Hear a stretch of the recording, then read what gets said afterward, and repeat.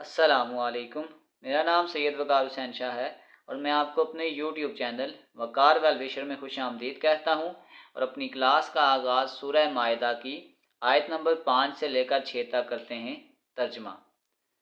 कुल पाकीज़ा चीज़ें आज तुम्हारे लिए हलाल की गई और अहले किताब का ज़बीहा तुम्हारे लिए हलाल है और तुम्हारा ज़बीहा उनके लिए हलाल, और पाक दामन मुसलमान औरतें और जो लोग तुमसे पहले किताब दिए गए उनकी पाक दामन औरतें भी हलाल हैं, जबकि तुम इनके महर अदा करो इस तरह कि तुम उनसे बाकायदा निकाह करो, ये नहीं कि ऐलानिया जना करो या पोशीदा बदकारी करो।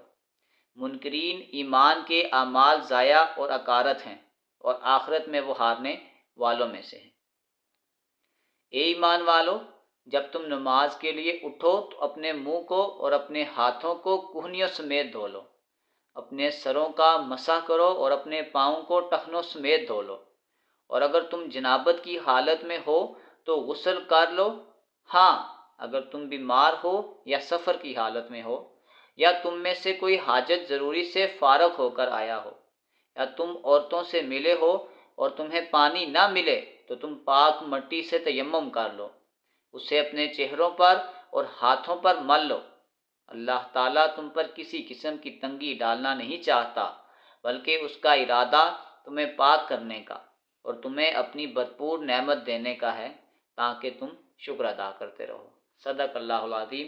प्यारे बच्चों, आज की क्लास में एक्सरसाइज 9.4 क्वेश्चन नंबर 4 को सॉल्व करते हैं। तो वीडियो को शुरू करने से पहले कमेंट सेक्शन में लाजमी बताएं कि आप हमारी वीडियो कहाँ से देख रहे हैं और आप किस कॉलेज में पढ़ते हैं। तो चलते हैं अपने क्वेश्चन की जानिब। 4 एट व्हाट एंगल, यानी कि हमने फाइंड करना है थीटा।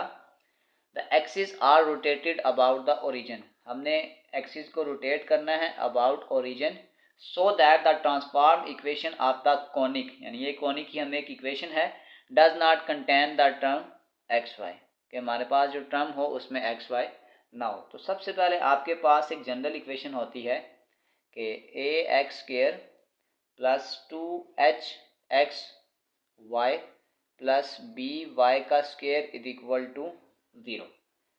अगर हम कहते हैं कि हमारे पास एक्स वाई टर्म ना हो, इसको अगर हम प्रूफ की फॉर्म में लिखें, then X Y term will be remove, कि अगर हमने एक्स वाई वाली टर्म को रिमूव करना होगा तो फिर हमारे पास एक फार्मूला बनता है कि theta is equal to 1/2 tan inverse 2h over a minus B. तो इसके लिए फिर हम ये फार्मूला लगाएंगे तो हमारे पास एक्स वाई वाली टर्म में ये चीज़ें रिमूव हो जाएंगी। तो सबसे पहले अगर हम अपनी इक्वेशन को गिवन इक्वेशन के साथ कंपेयर करते हैं तो जो चीज़ आपके पास एक्स स्क्वायर के साथ होगी वो a होगा। इसका मतलब हम कह सकते हैं कि a इज इक्वल टू 11। जो टर्म एक्स वाई के साथ होगी वो आपके पास h होगा और यहाँ एक्स वाई के साथ कितना है 24। तो हम लिख सकते हैं कि 2h is equal to 24, h is equal to 24 divided by 2, h is equal to 12। h की वैल्यू भी हमने निकाल ली और फिर बी वाई का स्क्वायर, तो यहाँ पे आ जाएगा b इज इक्वल टू 4। हमें ये a h और b की वैल्यू चाहिए थी, हमने इन्हीं वैल्यूज़ को फाइंड आउट करना था। अब अगर हम इसका फार्मूला डायरेक्ट लिखें कि if X Y term will be remove,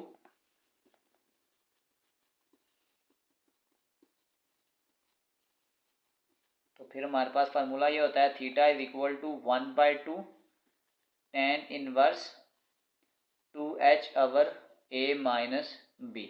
अब हम सिंपल क्या करेंगे, वैल्यूज़ को पुट कर देंगे। तो ये आपके पास आ जाएगा 1/2 tan इनवर्स 2h की जगह आपके पास आ जाएगा 12 अवर a आपके पास 11 है और b आपके पास 4 है।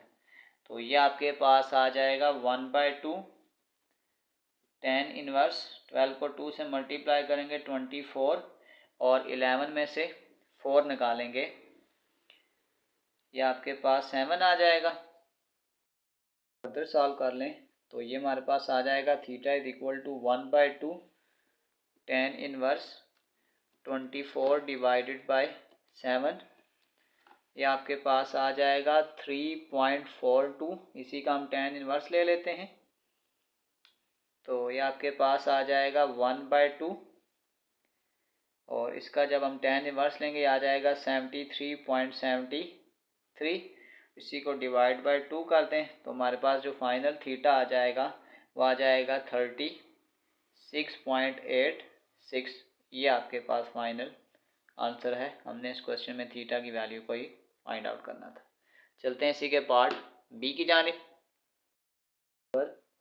पार्ट नंबर बी बिल्कुल पार्ट नंबर ए की तरह है कि हमें सिर्फ ए, एच और बी की वैल्यू चाहिए। अगर हम अपनी इस इक्वेशन को अपनी कॉनिक इक्वेशन के साथ कंपेयर करते हैं तो एक्स स्क्वायर के साथ यहाँ पे ए है और यहाँ पे 5, तो फिर मैं कह सकता हूँ कि ए इक्वल टू 5। ये मेरे पास ए का आंसर निकल आया है। अगर आप एक्स वाई को एक्स वाई के साथ कंपेयर करेंगे तो यह आपके पास आ जाएगा 2h is equal to 2√3। h is equal to 2√3 divided by 2, ये कैंसिल हो जाएगा तो ये आ जाएगा h इज इक्वल टू √3। ये हमने h की वैल्यू निकाल ली। अब b y का स्क्वायर और यहाँ पे 7 है, तो इसका मतलब हम कह सकते हैं कि b इज इक्वल टू 7। तो हमने क्या कर लिया, a, h और b की वैल्यू को फाइंड आउट कर लिया है। तो बस अब हम रिलेशन लगाते हैं कि if X Y term will be remove,